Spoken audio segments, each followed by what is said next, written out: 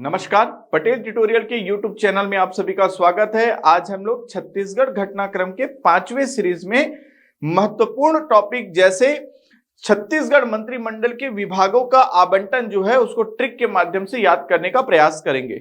तो चलिए आइए आज का सीरीज हम प्रारंभ करते हैं। आज के सीरीज में हम मंत्रिमंडल के विभागों के बारे में पढ़ेंगे। हम सभी जानते हैं कि छत्तीसगढ़ में मंत्रिमंडल का विस्तार हुआ है, जिसमें वर्तमान में मुख्यमंत्री समेत मंत्रिमंडल के सदस्यों की संख्या वर्तमान में कितने हैं? 12 हैं। कितने हैं? 12 हैं, याद रखिएगा।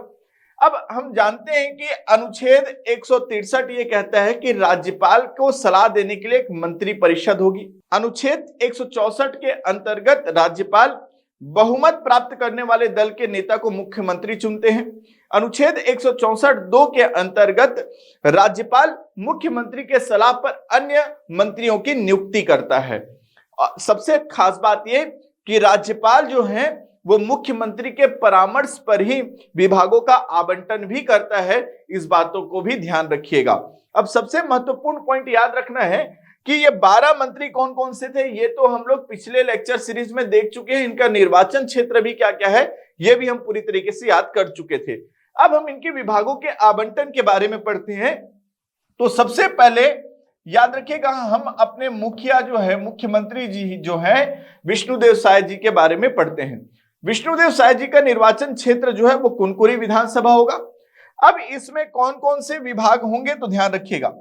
जब ये हमारे मुखिया हैं तो ये ऊर्जा से परिपूर्ण होंगे, इसलिए सबसे पहले ऊर्जा विभाग इनके पास दिया जाए। दूसरा, सभी मंत्रालय में अपनी निगरानी रखेंगे, मतलब एडमिनिस्ट्रेशन अच्छा होना चाहिए, प्रशासन अच्छा होना चाहिए। तो याद रखिएगा सामान्य प्रशासन अच्छा होना चाहिए, तो सामान्य प्रशासन इनके पास रहेगा। अब ये तो हो गया। लोगों से मिलने का प्रयास करेंगे, उनकी समस्याओं को जानेंगे और उन्हें सुलझाने का प्रयास करेंगे, इसलिए लोगों से मिलना है तो जनसंपर्क जरूरी होगा, इसलिए जनसंपर्क विभाग इनके पास होगा। क्लियर है? अब मिलने के लिए हमको गाड़ी चाहिए, तो गाड़ी चाहिए तो परिवहन विभाग होगा। आया बात समझ में? क्लियर? तो अगर यदि हम मिलने जाएंगे तो व्हीकल तो चाहिए ना, तो परिवहन विभाग याद रखिएगा। साथ ही साथ में आपको महत्वपूर्ण पॉइंट वाणिज्य कर में आबकारी सर के पास है, याद रखना है, ये आबकारी विभाग। क्लियर है? ये आपको महत्वपूर्ण इतने बातों को याद रखिएगा। और सबसे महत्वपूर्ण पॉइंट खनिज साधन जो है वो भी सर के पास में है, तो ये विभाग याद रखिएगा। तो हम जान पा रहे हैं कि मुख्यमंत्री सर के पास इतने विभाग हैं। साथ ही साथ में अभी अन्य मंत्रियों के विभागों का भी आवंटन देखेंगे। उसके बाद जो भी विभाग बच जाते हैं वो सब मुख्यमंत्री सर के पास रहेंगे। क्लियर है? अब आइए आगे देखते हैं हम उप मुख्यमंत्री सर के बारे में। तो हम जानते हैं कि हमारे राज्य में 2 उप मुख्यमंत्री हैं। एक कौन कौन है? तो एक याद रखिएगा विजय शर्मा सर, और दूसरा याद रखिएगा अरुण साव सर। विजय शर्मा सर जो है वो कवर्धा विधानसभा से है, अरुण साव सर जो है वो लोरमी विधानसभा से है। आइए हम इनके भी विभागों को ट्रिक के माध्यम से याद करने का प्रयास करते हैं। ध्यान दीजिएगा। तो सबसे पहले यदि हम देखेंगे तो विजय शर्मा सर के बारे में देख लेते हैं। तो देखिएगा नाम में है विजय, मतलब जीतना। तो हम कैसे जीतेंगे? तो देखिएगा आप लोग भी तैयारी कर रहे हैं कि अच्छे पद पर चयनित हो पाए। तो सभी के सभी लोग रोजगार प्राप्त करना चाहते हैं, अच्छे पद पर जाना चाहते हैं। तो हम इस शब्द से रोजगार शब्द को टारगेट करना चाहेंगे। तो याद रखिएगा रोजगार कैसे मिलेगा? जब शिक्षा अच्छा होगा। कौन सा शिक्षा? तो टेक्निकल शिक्षा, याद रखिएगा। तो तकनीकी शिक्षा एवं रोजगार। क्लियर है? इसलिए रोजगार को बेस बनाया गया है। दूसरा याद रखिएगा, ये तो हो गया। साथ में यदि ग्रामीण अंचल पे है तो उनका डेवलपमेंट बहुत ज्यादा करना पड़ेगा गांवों में, तो वहां के लोग का भी क्या होगा? रोजगार मिलेगा, वो भी आगे बढ़ेंगे। इसलिए पंचायत एवं ग्रामीण विकास, ऐसा याद रखना है। आया बात समझ? पंचायत एवं ग्रामीण विकास। ठीक। तीसरा पॉइंट याद रखना है कि साइंस एंड टेक्नोलॉजी, विज्ञान एवं प्रौद्योगिकी विज्ञान एवं प्रौद्योगिकी, और चौथा आप याद रखेंगे होम मिनिस्टर हैं, गृह मंत्री हैं, और पांचवा जेल विभाग भी इनके पास में है। तो इस तरीके से विजय शर्मा सर के पास याद रखिएगा, इतने बातें हुई। क्लियर हुआ? अब हमारे दूसरे जो उप मुख्यमंत्री सर हैं उनका नाम है अरुण साव सर, इनके बारे में भी हम देख लेते हैं। देखिएगा, पहला याद रखिएगा लोक निर्माण विभाग, लोक निर्माण विभाग सर के पास में है। दूसरा याद रखिएगा लोक स्वास्थ्य यांत्रिकी विभाग, क्लियर है। तीसरा आप याद रखिएगा कि सर भी क्या है, उप मुख्यमंत्री है, तो इनको भी कुछ ऐसे पद हमको देने होंगे जो बहुत इंपॉर्टेंट हो, तो याद रखिएगा नगरीय प्रशासन, नगरीय प्रशासन सर के पास में है। अर्बन एडमिनिस्ट्रेशन जो है वो सर के पास में है। ठीक। चौथा विधि और विधायी, लॉ एंड लेजिस्लेटिव जो है विभाग, डिपार्टमेंट भी किसके पास है, सर के पास में है। तो ये हमको 4 विभाग याद रखने हैं। तो सर के पास कौन कौन सा है, लोक निर्माण, लोक स्वास्थ्य यांत्रिकी विभाग, नगरीय प्रशासन, विधि और विधायी विभाग। क्लियर है? तो इस तरीके से हमको याद रखना था, इतने विभागों को याद रखना था। तो चलिए आइए हम देखते हैं। तो ये है आपका मुख्यमंत्री सर का तो सामान्य प्रशासन, खनिज साधन जिसको हम लोग ट्रिक के माध्यम से याद करने का प्रयास किए, लोक निर्माण, लोक स्वास्थ्य यांत्रिकी, विधि और विधायी कार्य, नगरीय प्रशासन। क्लियर हुआ? गृह जेल, विकास करना है तो तकनीकी शिक्षा एवं रोजगार होना चाहिए, विज्ञान और प्रौद्योगिकी, गृह एवं जेल। इस तरीके से ये 3 हमारे जो मुख्यमंत्री और उप मुख्यमंत्री को जो विभाग आवंटित हैं उनके बारे में हमने पढ़ा। अब हम आगे देखते हैं, और आगे देखते हैं तो ध्यान दीजिएगा, एक हमको याद रखना है बृजमोहन अग्रवाल सर के बारे में। ठीक। दूसरा हमको याद रखना है केदार कश्यप सर के बारे में, और तीसरा हमको याद रखना है राम विचार नेताम सर के बारे में। तो ध्यान रखिएगा। अब हम ये तीनों मंत्रियों को कौन कौन से विभाग आवंटित हैं उनको हम पढ़ते हैं। देखिएगा, नाम है बृजमोहन, याद है? तो ये कैसा है, तो धार्मिक नाम लग रहा है, इसलिए याद रखिएगा सबसे इंपॉर्टेंट धार्मिक न्यास एवं धर्मस्व। तो पहला धार्मिक न्यास एवं क्या हो गया, धर्मस्व। अब ये धार्मिक जो स्थल हो गए उन पर हम अगर घूमने जाएंगे तो ये क्या हो गया, टूरिज्म हो गया, पर्यटन। तो याद रखिएगा पर्यटन एवं संस्कृति विभाग भी सर के पास में, टूरिज्म एंड कल्चर डिपार्टमेंट। तो पर्यटन एवं संस्कृति डिपार्टमेंट याद रखिएगा। इसके बाद में याद रखना स्कूली शिक्षा और उच्च शिक्षा सर के पास में है। ठीक। और साथ ही साथ में याद रखना संसदीय कार्य, संसदीय कार्य। क्लियर हुआ? तो पार्लियामेंट्री वर्क भी जो है वो सर के पास में। तो कैसे याद करेंगे, नाम बृजमोहन याद रखिएगा। तो सबसे पहले तो ये याद रखना है कि ये रायपुर दक्षिण से संबंधित है, सबसे ज्यादा मतों से विजयी हुए हैं। अब धार्मिक नाम है तो धार्मिक न्यास एवं धर्मस्व, धार्मिक चीजें जुड़ रही मतलब संस्कृति से चीजें हैं, पर्यटन से चीजें हैं तो पर्यटन एवं संस्कृति विभाग। कोई भी चीजों में अगर हम देखेंगे संस्कार की बात कर रहे हैं, मान लो संस्कृति को रिलेट करें संस्कार से, संस्कार अच्छा कब होगा, जब शिक्षा अच्छी होंगे। तो स्कूली शिक्षा, उच्च शिक्षा दोनों को रखिएगा, और संसदीय कार्य पार्लियामेंट्री वर्क को भी साथ में रखना है। क्लियर हुआ?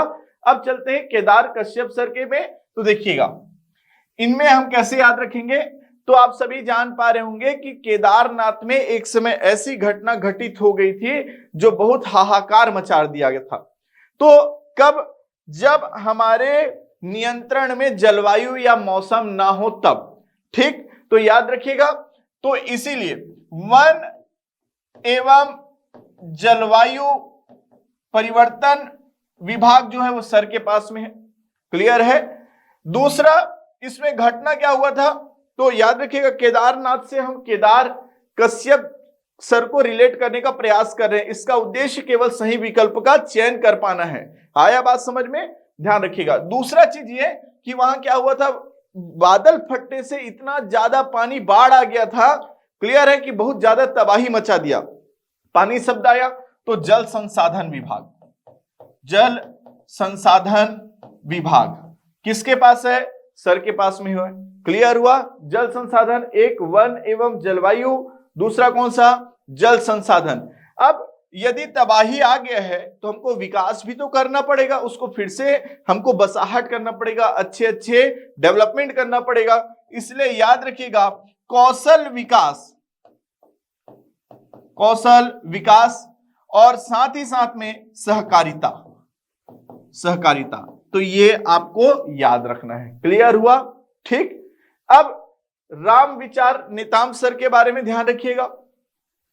अब नाम से ही है, राम शब्द जुड़ा हुआ है और विचार भी शब्द है, तो सबके बारे में सोचने का काम करेंगे। तो सबके बारे में सोचेंगे तो याद रखिएगा आदिम जाति विभाग, ठीक, अनुसूचित जाति विभाग, तो याद रखिएगा एसटी, एससी, ओबीसी, ओबीसी के बाद में अल्पसंख्यक, माइनॉरिटी, और साथ ही साथ में कृषि के विकास के लिए, और किसान भी तो बहुत है हमारे में, इसलिए किसानों के बारे में भी सोचेंगे। तो कृषि एवं किसान कल्याण, कृषि विकास एवं किसान कल्याण, तो ये विभाग याद रखिएगा, ठीक। तो इस प्रकार से हम ट्रिक याद रखिएगा। नाम है राम विचार नेताम जी, तो सोचेंगे सोचेंगे, इसलिए सभी विभाग एसटी, एससी, ओबीसी, माइनॉरिटी, अल्पसंख्यक और किसान के लिए सोचेंगे, इसलिए कृषि एवं किसान कल्याण। क्लियर हुआ, तो ये इस प्रकार से ब्रिजमोहन सर के में स्कूली शिक्षा, उच्च शिक्षा, संसदीय कार्य, धार्मिक न्यास एवं धर्मस्व, पर्यटन एवं संस्कृति, आदिम जाति विकास, अनुसूचित जाति विकास, पिछड़ा एवं अल्पसंख्यक विकास, कृषि विकास एवं किसान कल्याण, वन एवं जलवायु परिवर्तन, जल संसाधन, कौशल विकास एवं सहकारिता। उम्मीद करता हूं कि ट्रिक के माध्यम से आप लंबे समय तक चीजों को याद रख सकेंगे, क्योंकि आपको सही विकल्प का चयन करना है। उम्मीद करता हूं कि आपको चीजें समझ में आ रही होगी। कमेंट बॉक्स में जरूर आप बताइए कि आपको समझ में आया कि नहीं आया, क्लियर हुआ। और अब हम आगे चलते हैं, बाकी मंत्रियों के विभागों के बंटवारे में पढ़ते हैं कि कौन कौन सा बचा हुआ है, ठीक। तो 6 मंत्रियों के विभागों का आवंटन हम देख चुके थे। अब फिर से हम देखते हैं कि 6 और नाम देखने वाले हैं, ध्यान रखिएगा। तो कौन कौन है, तो एक याद रखिएगा ओपी चौधरी सर, याद रखिएगा, ठीक। उसके बाद याद रखिएगा लखनलाल देवांगन और दयालदास बघेल सर, ठीक। तो अब हम इनके भी बारे में देखते हैं, ध्यान रखिएगा। ओपी सर को कौन कौन सा विभाग मिला है, तो पूरे ऐसे विभाग जो आर्थिक चीज या वित्त से संबंधित हो वो सर के पास में है, जैसे वित्त विभाग, दूसरा आर्थिक एवं सांख्यिकी विभाग, क्लियर हुआ, तीसरा वाणिज्यिक कर, याद रखना है, और साथ ही साथ में आवास एवं पर्यावरण विभाग भी जो है वो सर के पास में है, क्लियर है। कुल मिलाकर आर्थिक से संबंधित जो विभाग हैं वो सर के पास में, जैसे आर्थिक एवं सांख्यिकी हो गया, वित्त विभाग हो गया, वाणिज्य कर हो गया, और आवास एवं पर्यावरण विभाग सर के पास में, क्लियर। लखनलाल देवांगन सर के पास में वाणिज्य, उद्योग और श्रम विभाग, ये लखनलाल देवांगन सर के पास में है, क्लियर है। वाणिज्य, उद्योग एवं श्रम विभाग जो है वो लखनलाल देवांगन सर के पास। ये ओपी चौधरी सर रायगढ़ विधानसभा से संबंधित है, लखनलाल देवांगन सर जो है कोरबा से, दयालदास बघेल सर जो है वो नवागढ़ विधानसभा क्षेत्र होगा। दयालदास बघेल सर में नाम में याद रखिएगा दया शब्द छुपा हुआ है, इसी को हम ट्रिक बना करके चलते हैं। तो दो चीजों में दया करना है, एक तो खाने वाले मामले में, तो खाद्य फूड, तो खाद्य नागरिक आपूर्ति, लोगों तक सभी चीजें सप्लाई हो सके, तो फूड एवं सिविल सप्लाईज याद रखिएगा। और दूसरा याद रखिएगा उपभोक्ता संरक्षण, उपभोक्ताओं के लिए भी दया की भावना रखेंगे, इसलिए उपभोक्ता संरक्षण। दो ही चीजों को दया दिखाना है, एक लोगों तक खाद्य चीजें उपलब्ध करा पाए तो खाद्य नागरिक आपूर्ति फूड एंड सिविल सप्लाईज, और दूसरा कंज्यूमर प्रोटेक्शन उपभोक्ता संरक्षण। क्लियर हुआ? तो ये देखिए आप, तो वित्त वाणिज्य कर आवास एवं पर्यावरण योजना आर्थिक एवं सांख्यिकी, वाणिज्य और उद्योग और श्रम विभाग, खाद्य नागरिक आपूर्ति एवं उपभोक्ता संरक्षण। याद हुआ? क्लियर? अब इसके बाद जो है वो हम नेक्स्ट 3 नाम बच गए, उन्हें भी अब पढ़ लेते हैं, ध्यान रखिएगा। तो 9 हम मंत्रियों के विभागों का आवंटन देख लिए। अब नेक्स्ट हम पढ़ते हैं, नेक्स्ट में हम देखते हैं एक नाम लक्ष्मी राजवाड़े मैम, दूसरा नाम श्याम बिहारी जायसवाल सर, और तीसरा टंकराम वर्मा सर। क्लियर है? तो ध्यान रखिएगा, लक्ष्मी राजवाड़े मैम के पास में महिला बाल विकास एवं समाज कल्याण,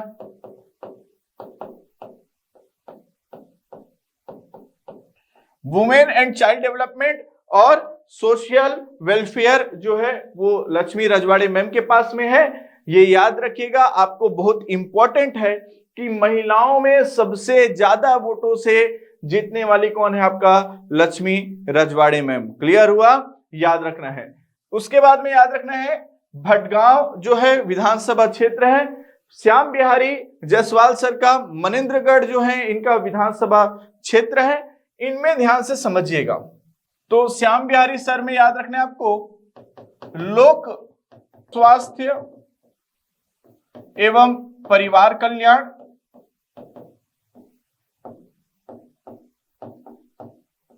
दूसरा चिकित्सा शिक्षा, और तीसरा 20 सूत्रीय कार्यक्रम। तो ये 3 जो हैं वो श्याम बिहारी जायसवाल सर को आवंटित हुए हैं। अब कैसे याद रखेंगे? नाम है श्याम बिहारी, मतलब धार्मिक नाम, भगवान से जुड़ा हुआ है, तो भगवान क्या करेंगे? पूरे परिवार का कल्याण करेंगे। तो याद रखिएगा, और कल्याण कैसा? कि स्वस्थ रहे। तो स्वस्थ तभी होगा जब चिकित्सा शिक्षा अच्छा होगा, तो चिकित्सा शिक्षा, लोक स्वास्थ्य एवं परिवार कल्याण, और 20 सूत्री याद रखिएगा। टंकराम वर्मा सर जो है वो बलौदाबाजार विधानसभा क्षेत्र है, इनमें ये खेल एवं युवा कल्याण,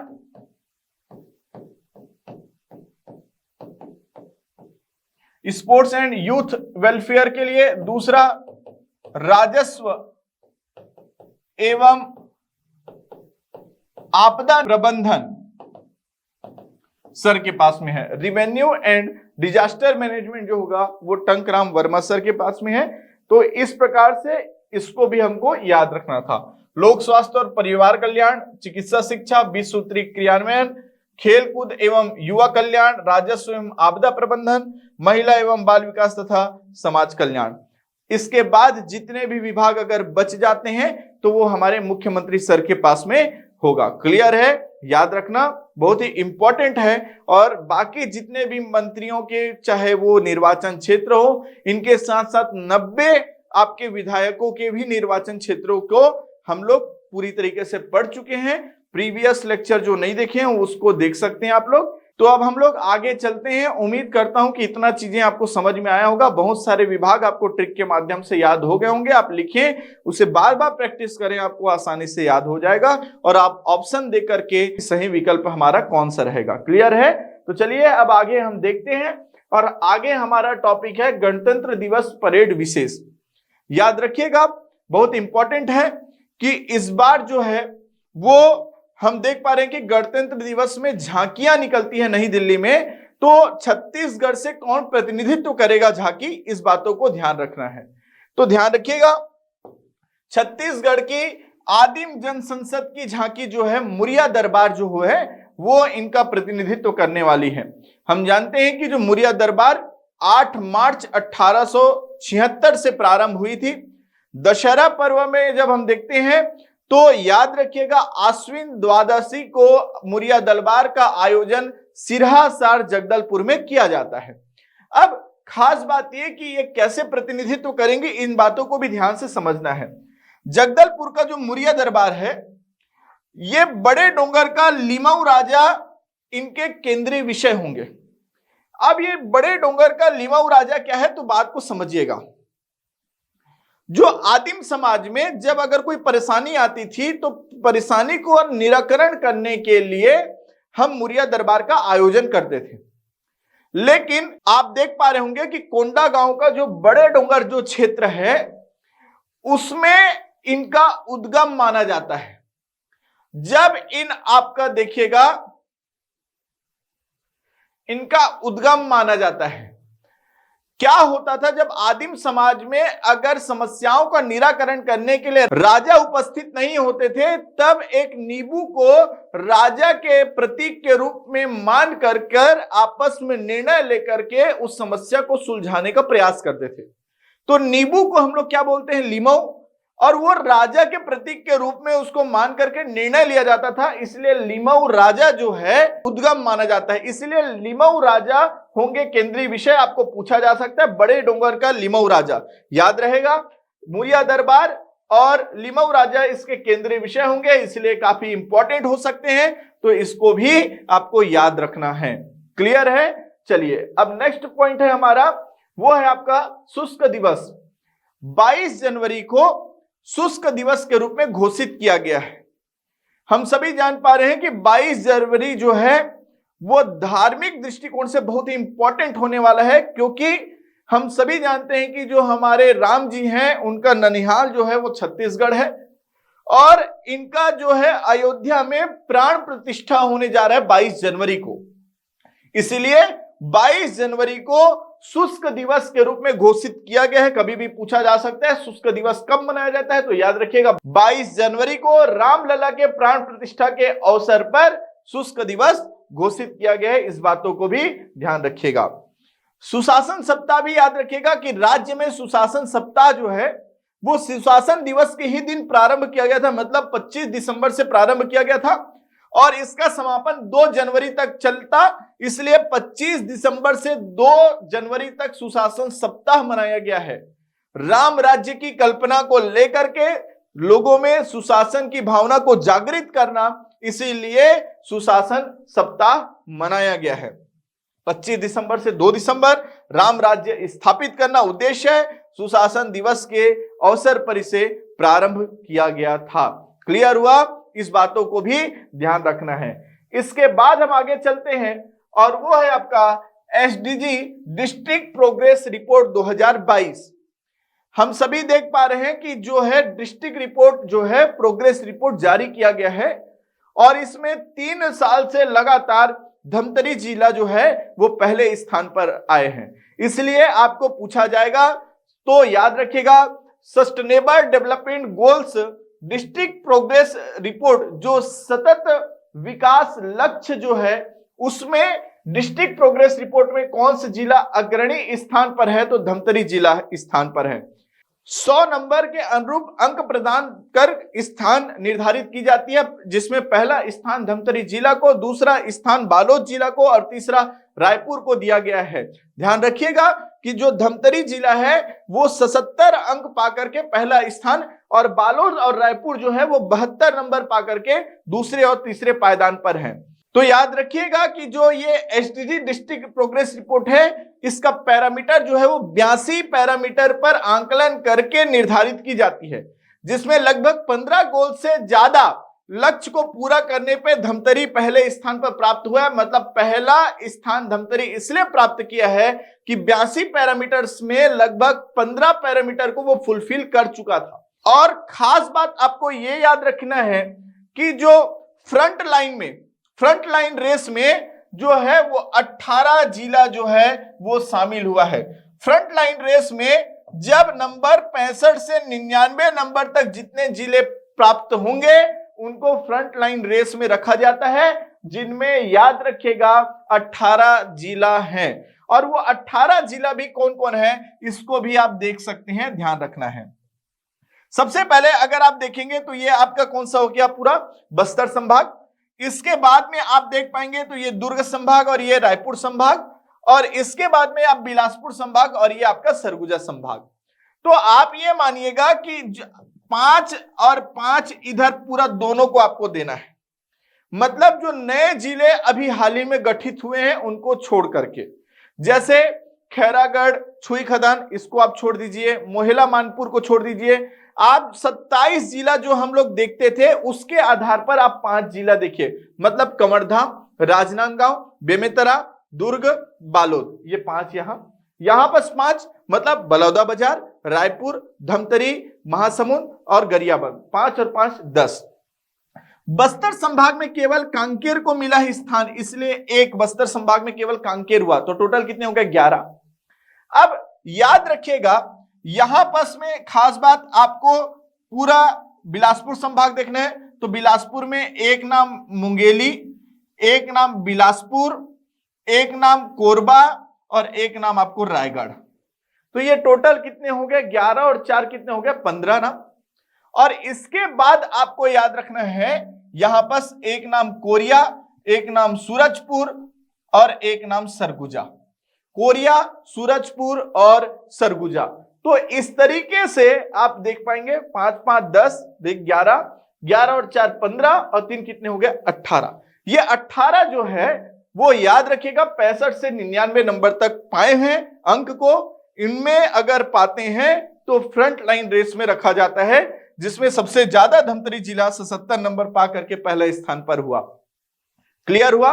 तो इस प्रकार से हमको ध्यान रखना है। तो जैसा कि आप देख पा रहे होंगे कि 100 में 77 नंबर मिले हैं, 72 अंक दूसरे और तीसरे नंबर पर थे, 18 जिले फ्रंट रनर रेस है। तो ये 18 जिलों का नाम है, 65 से 99 अंक तक पाने वाले को कहा जाता है। ठीक, तो आप देख पा रहे होंगे कि कोरिया हो गया, सूरजपुर हो गया, सरगुजा हो गया, इस तरीके से बिलासपुर हो गया, रायगढ़ हो गया, कांकेर हो गया, मुंगेली हो गया। तो इस प्रकार से आपको रखा गया है, तो आप इसे अच्छे से देख सकते हैं। कौन कौन से जिले किसमें आगे हैं इसको भी दिया गया है, जिसको हम देख सकते हैं। जैसे गरीबी हटाने में धमतरी जिला, साफ पानी में धमतरी जिला है, लैंगिक समानता में बालोद है।